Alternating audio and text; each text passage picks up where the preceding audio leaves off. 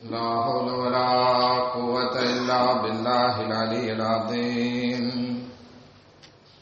أعوذ بالله من الشيطان اللعين الرجيم بسم الله الرحمن الرحيم الحمد لله رب العالمين الصلاة والسلام على سيدنا ونبينا وحبيب قلوبنا وطبيب نفوسنا وشفيع ذنوبنا جد الحسن والحسين أبي القاسم محمد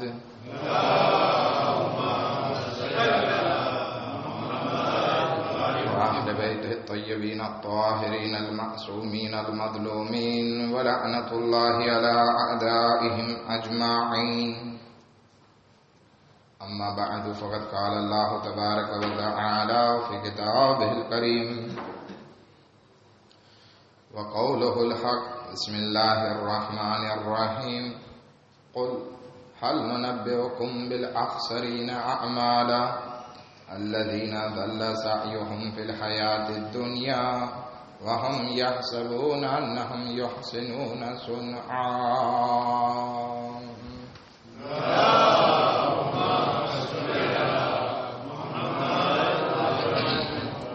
ખુદાવંદ આલમ કુરાન મજીદમાં ઇરશાદ ફરમાવે છે, શું અમે તમને એવા લોકોની ખબર આપીએ કે જે લોકોના આમાલ બહુ નુકસાનવાળા ખોટવાળા કામો હતા. આ એ લોકો છે અલ્લઝીના દલ્લા સાયહુમ ફિલ હયાતિદ દુનિયા, એ લોકોની કોશિશો બરબાદ ગઈ, ખરાબ ગઈ કે જે આ દુનિયામાં એ લોકો અંજામ આપતા હતા. વહુમ યહસબૂના, અને એ લોકો એમ વિચારે છે અન્નહુમ યુહસિનૂના સુનઆ, અને એ લોકો એમ વિચારે છે કે આ લોકો કંઈક બહુ સારું કામ કરે છે. આપણી વાત નુકસાન ઉપર છે કે અખસરીના અમાલા કોણ છે, કેવી રીતે આપણા અમાલ જે છે એ ખોટમાં જઈ શકે, નુકસાનવાળા બની શકે.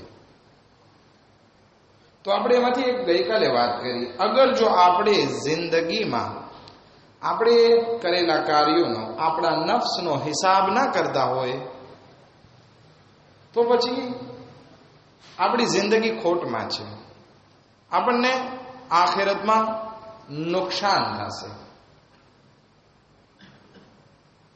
જેવી રીતે ગઈકાલે કીધું, અગર જો આ ખોટ અને નુકસાનમાં નથી રહેવું અને કયામતના હિસાબની સખ્તીને આપણે બરદાશ્ત નથી કરવી તો જરૂરી છે કે ખુદ આપણે આપણો હિસાબ કરતા રહીએ. મૌલાએ કાયનાત ઇરશાદ ફરમાવે છે કે આ દુનિયા સુકુન, આ દુનિયા જે છે એ એક બજાર છે. મન હાસબ નફસહુ, જેણે પોતાના નફ્સનો હિસાબ કર્યો એ ફાયદામાં રહ્યો. વમન ગફલા, અને જે કોઈ ઇન્સાન આ હિસાબ કરવાથી ગાફિલ રહ્યો એ નુકસાનમાં. આજે આપણે બીજા એક કારણ વિશે વાત કરીએ કે એ પણ હદીસમાં મૌલા ફરમાવે છે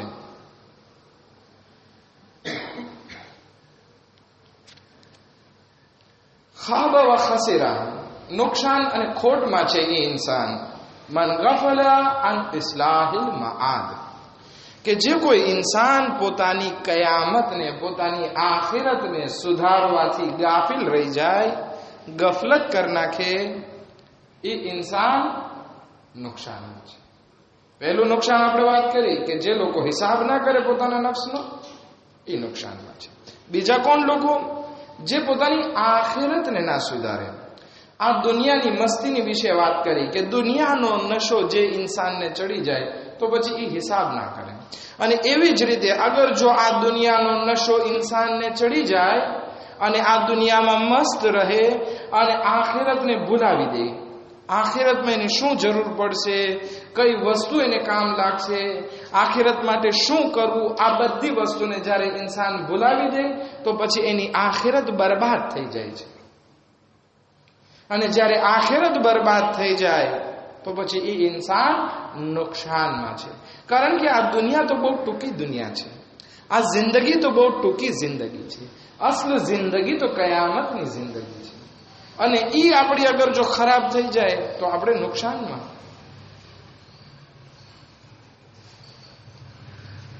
અને જ્યારે આ વસ્તુ વજૂદમાં આવે છે કે ઇન્સાન પોતાની આખિરતને બગાડે અને પછી એને કહેવામાં જાય કે શું તમને મરીને ખુદાને જવાબ નથી દેવો, તો કે ભાઈ મરવાની વાત ના કર, અહીંયા અમને આરામથી જીવવા દે, અમને ડરાવો નહીં. એક વખત તુલિયારની જ વાત છે પણ નામ નહીં દઉં, તનામાં એક મૌલાના આવેલા હતા અને એ અશરામાં પૂરું કયામત વિશે કયામત કેવી રીતે બરપા થાય અને આપણી હાલત કેવી છે એના વિશે જ બયાન કરતા હતા. અને એ મજલિસો રેડિયો એરવેસમાં આવતી એટલે બધા સાંભળતા. તો એક માણસ આવીને મને કહે છે કે આગળ સાહેબ અમને બહુ ડરાવે છે, હું તો સાંભળવાનું જ મૂકી દીધો છું, એવી રીતે ડરાવે છે કે ભાઈ હવે અમે બહુ ડરી જાય છે, રાત્રે નીંદર નથી આવતી, આખો દિવસ ઈ જ સપના આવે છે, તો મેં સાંભળવાનું જ મૂકી દીધું. ભાઈ સાંભળવાનું નથી મૂકવાનો, આખિરતને સુધારવાની કોશિશ કરવાની છે. આપણી હાલત એવી છે કે આપણી આખિરત બગડી ગઈ છે. હવે કોઈ કયામતની વાત કરે છે તો આપણને ડર લાગે છે અને આપણે એમ કહીએ છીએ કે ભાઈ હવે આપણે એની વાત નહીં સાંભળશું. આ ઓલા જેવી વાત થઈ. એક વખત એક માણસ સવારે છાપું વાંચતો હતો, છાપું જ કહે ને ન્યૂઝપેપરને શું કહ્યું, મીદી વાંચતો હશે. એમાં લખેલું હતું કે ફલાણા ભાઈ જે છે વધારે બીડી ફૂંકતા હતા એટલે કાંસેરના હિસાબે ગુજરી ગયા, ઇન્ના લીલ્લાહ થઈ ગયું. તો એ વાંચતો હતો, એવામાં એની ઘરવાળી ચા લઈને આવે છે એના માટે અને પૂછે છે કે આજના છાપામાં નવીન શું છે, તો કે આ માણસ જે છે એ બીડી બહુ પીતો હતો એટલે એને કાંસેર થયો અને માણસ મરી ગયો. અને પછી છેલ્લે લખેલું છે કે દુનિયામાં હર રોજ જે છે આ બીડીના હિસાબે કેટલા માણસો જે છે એ આ દુનિયાથી મરી જાય છે. તો કે હવે તારે શું કરવાનું છે, તો કે કાલથી બંધ. તો કે શું બંધ કરવું છે, માશાઅલ્લાહ તું બીડી મૂકી દે છે, બહુ સારી વસ્તુ છે. તો કે બીડી નહીં, કે છાપું બંધ કરી દેવાનું છે વાંચવાનું. એટલે આપણી હાલત કયામત પ્રત્યે એવી થઈ ગઈ છે કે જ્યારે આપણને કયામત બાબતે કહેવામાં આવે છે તો આપણને ડર લાગે છે. આપણે આપણી આખિરતને સુધારવાની કોશિશ કરવાના બદલે આપણે શું કરીએ છીએ, એ સાંભળવાનું જ બંધ કરી દઈએ છીએ. આપણા બીજા ઇમામે હસન મુશ્તબા અલૈહિસ્સલાતુ વસ્સલામથી સવાલ કરવામાં આવ્યો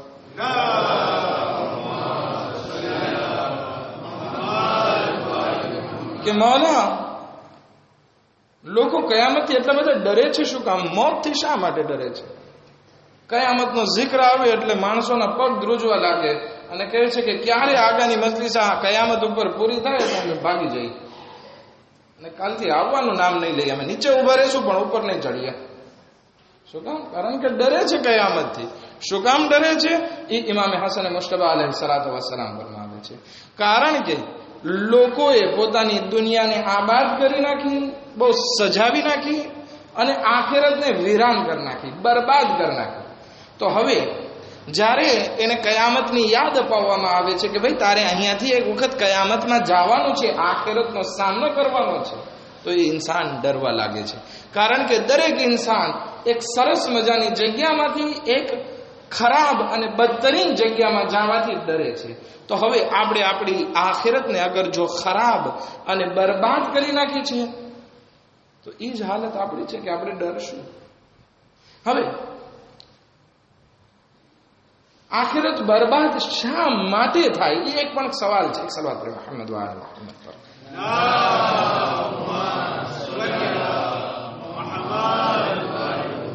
આખિરત શું કામ ઇન્સાન બગાડે છે, અથવા તો સવાલને બદલાવી નાખે કે શું કામ ઇન્સાન જે છે આ દુનિયાને આબાદ કરવા પાછળ લાગેલો છે, જ્યારે કે એ એટલા માણસોને મરતા જોવે છે, રોજ ને રોજ કોઈની નમાઝે વહેશત પડતો હોય છે, રોજ ને રોજ કોઈના માટે ફાતિહો મૂકતો હોય છે, રોજ ને રોજ કોઈ માટે મજલિસ કરાવતો હોય છે. પોતાના મા બાપ અગર જો મરહૂમ થઈ ગયા હોય તો એના માટે 2 રકાત નમાઝ પડતો હોય તો ખબર છે કે આ દુનિયામાં કોઈ ઇન્સાન હંમેશા રહેવાનું નથી, તેમ છતાં આ દુનિયાને સજાવવામાં પાછળ શું કામ લાગેલો છે? શા માટે દુનિયાને શોભિત કરવા પાછળ લાગેલો છે? એનું કારણ છે, કારણ કે આ દુનિયા જે છે એ રોકડી દેખાય છે. એક આગા સાહેબ અમારે ત્યાં મહુવામાં આવેલા હતા, બિચારા શાયર હતા, આગા નહોતા, શાયર હતા, પણ મોટી ઉંમરના હતા.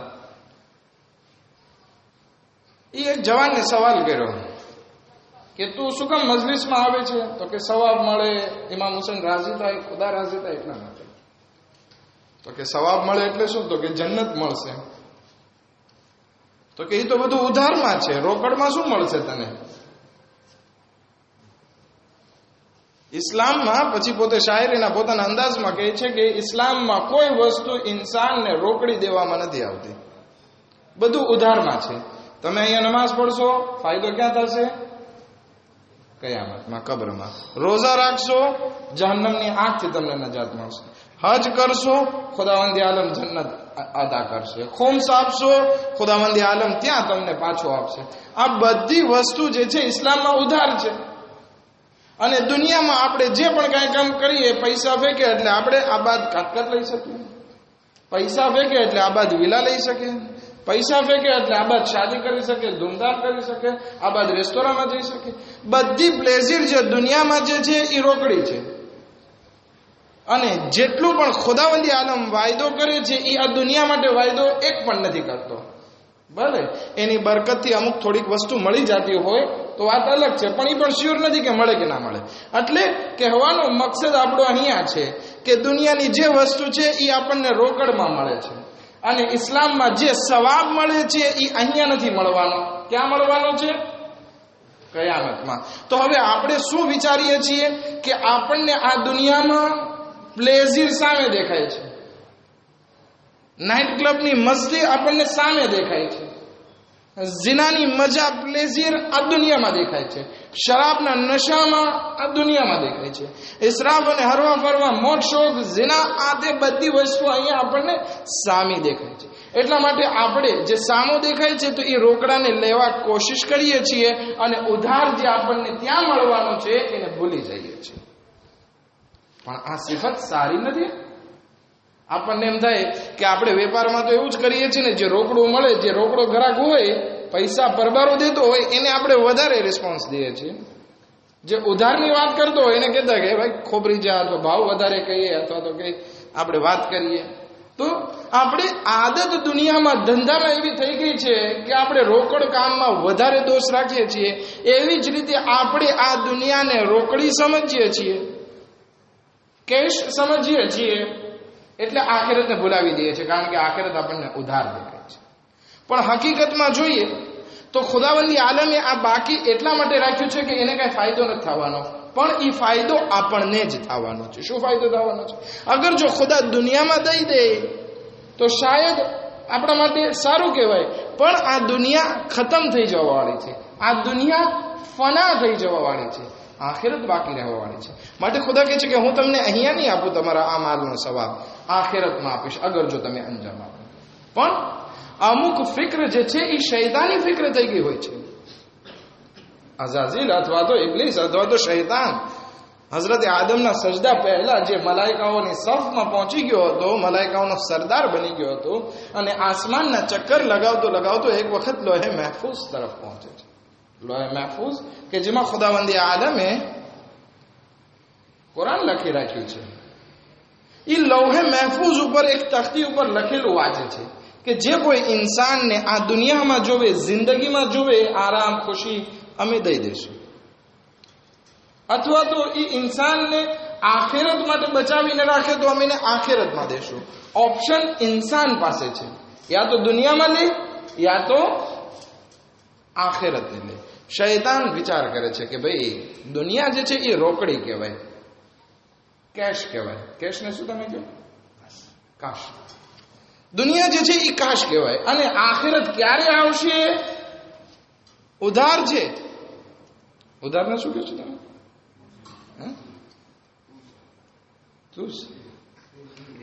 क्रेदी। खैर, एक सलावत पढ़े मोहम्मद व आले मोहम्मद पर।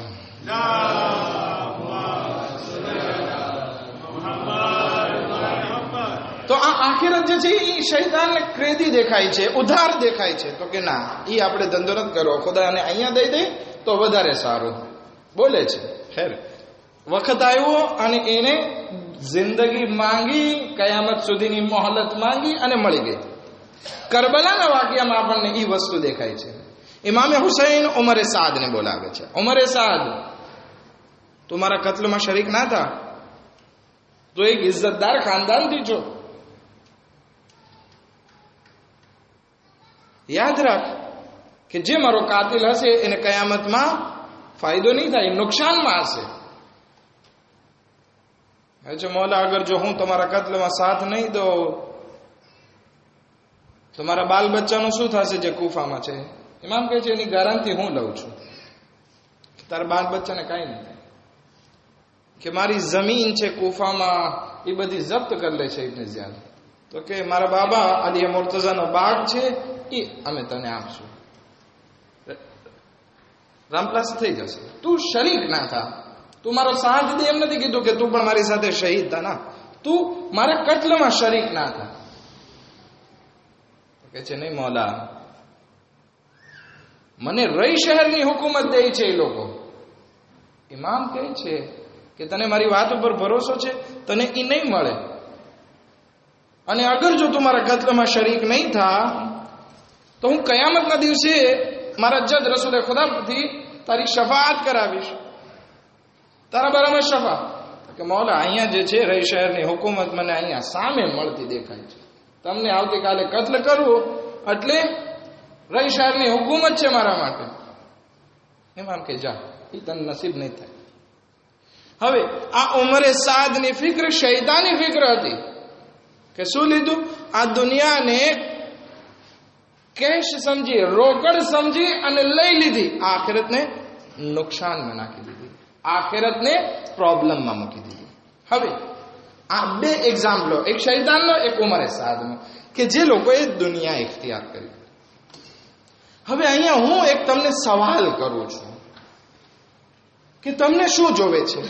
તમારી પાસે બે ઓપ્શન છે, એક દુનિયા, એક આખિરત. હવે તમને કહેવામાં આવે છે કે આ દુનિયા જે છે એ તમારા માટે રોકડ છે, આખિરત એ તમારા માટે ઉધાર છે. તમને શું જોઈએ છે આમાં? બોલો, જવાબ દો. આખિરત, બરાબર છે ને? આખિરત જોઈએ છે. પણ હકીકતમાં આપણે તો પહેલેથી જ એવું વિચારીએ છીએ કે ખુદાયા, આ દુનિયામાં ભલે મને તકલીફ પડે, વાંધો નહીં, પણ મને આખિરતમાં આરામ જોઈએ છીએ. આપણે આ જબાનથી બોલીએ છીએ. હકીકતમાં અમલના મેદાનમાં પણ આપણે આમ કરવા માટે તૈયાર છીએ. અત્યારે બોલતા જબાનથી તો બધાને આવડે છે, પણ હકીકતમાં આપણે અમલમાં પણ એમ કહીએ છીએ કે હું જે કામ કરું એ આખિરત માટે કરું છું, દુનિયા માટે નથી કરતો.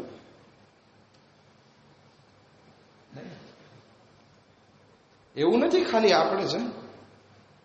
અબ્દુલ્લાહ ઇબ્ન જુબૈરનો ભાઈ ખવ્વાત નામ છે એનું, રસૂલે ખુદાની સાથે લગભગ ઓહદની લડાઈ માટે નીકળે છે. લડાઈ માટે નીકળે છે, રસ્તામાં કંઈક પડી જાય છે અને એનો પગ જખમી થઈ જાય છે, કે હાલી પણ નથી શકતો. રસૂલે ખુદા કહે છે કે તું ચાલ્યો જા મદીના. તો કે રસૂલે ખુદા વાંધો નથી. તો કે ના, હવે તું જખમી થઈ ગયો છે, તું ચાલ્યો જા.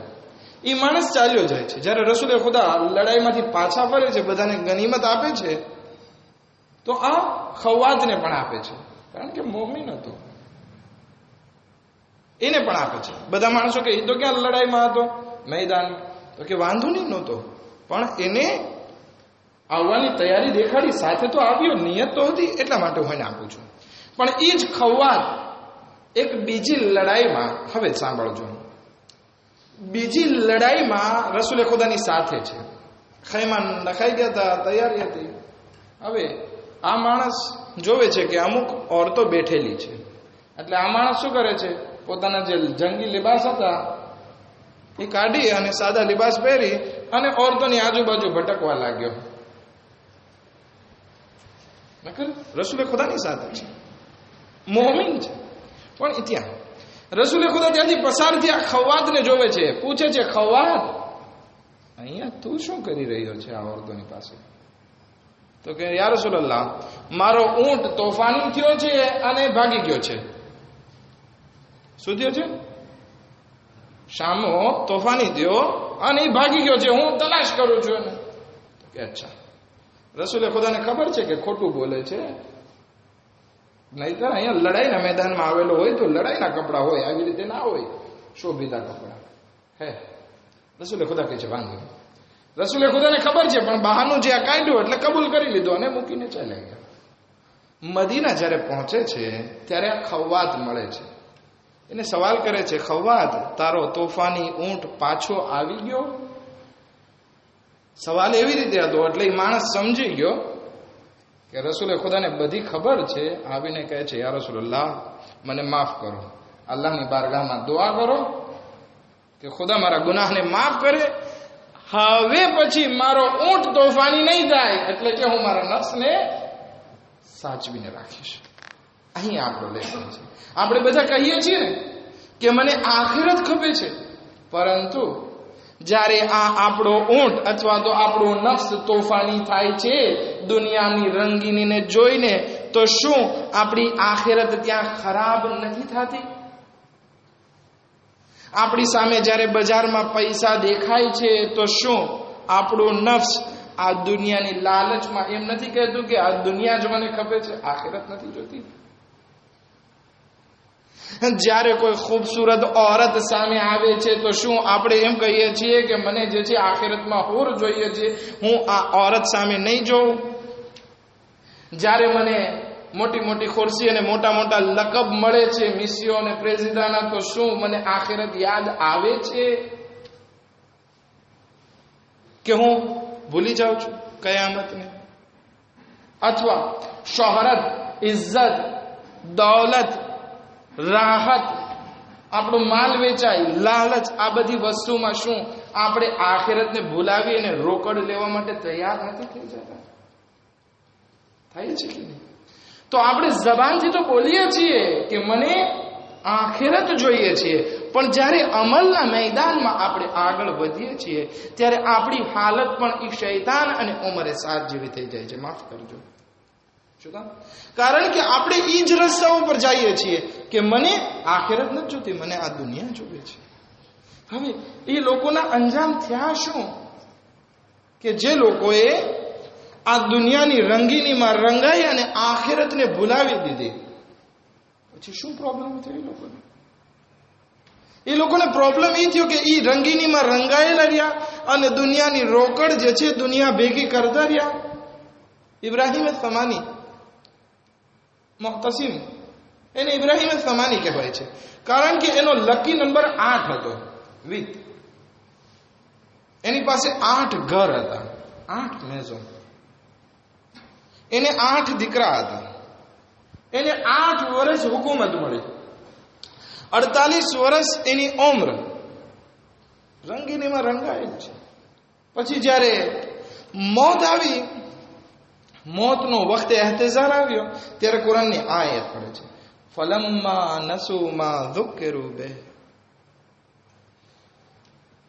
કે એ લોકોને જ્યારે તઝક્કુર દેવામાં આવ્યો, એ લોકોને જ્યારે વાત કરવામાં આવી કયામતની અથવા તો આખિરતની, તો એ અલ્લાહના કલામને ભૂલાવી દીધા. નસુ, ભૂલાવી દીધા. તો પછી ખુદા કહે છે અમે શું કર્યું એ લોકો સાથે? ફફતહના અલૈહિમ અબવાબા કુલ્લી શૈ, તો અમે એની માટે દુનિયાના દરેક દરવાજા ખોલી દીધા. દौलत એને મળી, શોહરત મળી, ઇજ્જત મળી, જે પણ દુનિયાની લજ્જત હતી બધી અમે એની માટે ખોલી દીધી. બધું ભેગું કરે છે. 8 ઘર, 8 દીકરા, 8 વર્ષ હુકુમત, બધું અમે દેવા લાગ્યા. હત્તા ફરેહુ બિમા ઉતુ, અને એ લોકો એની પાસે જે દુનિયા હતી એમાં બહુ ખુશખુશાલ હતા કે આ મારા પાસે તો બધું આવી ગયું. પણ પછી ખુદા શું કહે છે? અખذناهم બગતતન, પછી અમે ઓચિંતા એના પાસેથી લઈ લીધું. હવે એક ઇન્સાન જ્યારે એની પાસે દુનિયામાં બધું હોય તો પછી ખુદાને ક્યાં યાદ કરવાનો છે ઇન્સાન? દુનિયામાં ઘણા માણસો તો એવા છે ને કે જ્યારે મુસીબત પડે ત્યારે ખુદા યાદ આવે, એ સિવાય દરેક ગુનાહમાં મસરૂફ હોય, કયામત તો એને યાદ જ ના હોય. તો ખુદા શું કહે છે કે આ લોકો એની દુનિયામાં મસરૂફ હતા, ખુશખુશાલ હતા, ઓચિંતા અમે બધી નેમતો એની પાસેથી લઈ લીધી. ફૈદા હું મુબલિસૂન, કે જે એમાં એ લોકો પાસે જે પણ કંઈ હતું અમે ઓચિંતા લઈ લીધું. અને શું થયું? એ લોકો પછતાવો કરવા લાગ્યા, કાશ અમે આ દુનિયાની રંગીનીમાં ના રંગાયેલા હોત, અમે અમારી આખિરતને ખરાબ ના કરી હોત. તો મારા દોસ્તોને અઝીઝો, આપણી પાસે બે ઓપ્શન છે, યા દુનિયાને આપણે સરખી કરીએ યા આપણે આખિરતને સરખી કરીએ. તો હવે આપણે શું કરવાનું છે? એમ નથી કે હવે તમે આવતીકાલથી દુકાન ના ખોલો, ના, આપણે મહેનત કરીએ, રોજી કમાવું તો સવાબ છે, પરંતુ એવી રોજી તરફ આપણે પાછળ ના દોડીએ કે જેનીથી આપણી આખિરત ખરાબ થતી હોય. એવી ઓરતો પાછળ ના જઈએ કે જેનાથી આપણને હુર નસીબ ના થવાની હોય. એવી ખુરશી અને એવી શોહરત પાછળ ના ભાગીએ કે ત્યાં આપણી બેઇજ્જતી થવાની હોય. ખુદા બધાની સામે જલીલ કરશે. કોના સામે? હઝરત આદમથી લઈ આખિરત સુધી, કયામત સુધીમાં જે પણ આ દુનિયામાં આવવાનો છે બધાને એક સાથે ભેગા કરશે અને આપણા નામે અમલને ખુલ્લું મૂકી દેવામાં આવશે કે જો આ કોણ હતો, શું કર્યું. તો એવું ના થાય કે આપણે આપણી આ દુનિયાને સવારવામાં, દુનિયાને સરખી કરવામાં એટલા બધા મસરૂફ થઈ જાય કે આપણને આખિરત ભૂલાઈ જાય. તો જે આખિરતને ભૂલી જાય છે તો એ ઇન્સાન નુકસાનમાં છે. માટે જરાક દરેક કદમ ઉપર આપણે કયામતને યાદ કરતા રહીએ. એના માટે ઘણી વસ્તુ કહેવામાં આવી છે. જનાઝાને જુઓ, જનાઝામાં શરીક થાઓ. જનાઝો જુઓ તો એમ લાગે કે આપણો જનાઝો જાતો હોય. ગુસ્લ દેવામાં આવે તો એમાં શરીક થાઓ કે જુઓ કે આ ગુસ્લ એક વખત અહીંયા અત્યારે આ મયતનો દેવાય છે, આવતીકાલે મારો દેવાય છે. કબ્રસ્તાનની ઝિયારત માટે જાઓ કે જેથી તમને કયામત અવારનવાર યાદ આવે. કબ્રને અવારનવાર યાદ કરો. હત્તા કે મુસ્તાહબ છે કે ઇન્સાન એક કફન જે છે એ પોતાના ઘરમાં રાખે એની રોજ ઝિયારત કરે. શું કામ? કે જેનાથી એને પોતાની કયામત યાદ રહે, કયામતમાં એનો બગાડો ના થાય. આ લોકો કે જેણે આ દુનિયાના આખિરતના મુકાબિલમાં આ દુનિયાને લીધી, એને શું ફાયદો મળ્યો? આ દુનિયા તો એને છોડીને ચાલી જવી પડી અને નુકસાન ઉઠાવવા વાળામાંથી. અને જે ઇન્સાને આ દુનિયામાં મુસીબતોને સહન કરી, તો થોડીક મુસીબત હતી, બલકે અઝીમ મુસીબતને સહન કરવી પડી, પરંતુ આખિરતમાં ખુદા એને સૌથી બહેતરીન દરજ્જો આપ્યો. અને ખુદા પુકારે છે, યા અય્યતુહન નફ્સુલ મુતમઇન્ના, એ નફ્સે મુતમઇન્નાના માલિક, તારા પરવરદિગારની બારગાહમાં પાછો પલટ. જ્યારે ઇન્સાન ફક્ત આખિરત અને ખુદા તરફ નજર કરશે તો આ દિલને સુકૂન હશે. ઇમામ હુસૈન અલૈહિસ્સલામ જેમ જેમ અસરે આશુરની નજદીક થતો હતા એમનો ચહેરો ખીલતો હતો, ઉદાસ નહોતા થતા. ભલે મુસીબત હતી, ઇમામ રોતા પણ હતા, પણ એના ચહેરામાં એક સંતોષ જે છે એ વધારે નુરાની થતો હતો. શું કામ? કારણ કે ખબર છે કે હવે મારે મારા પરવરદિગારની નજદીક જવાનું છે. આખિરત તરફ નજર હતી. એટલા માટે તો જનાબે કાસિમ કહી શકે છે કે આ મોત મારી નજદીક મધ કરતા વધારે મીઠી. શું કામ?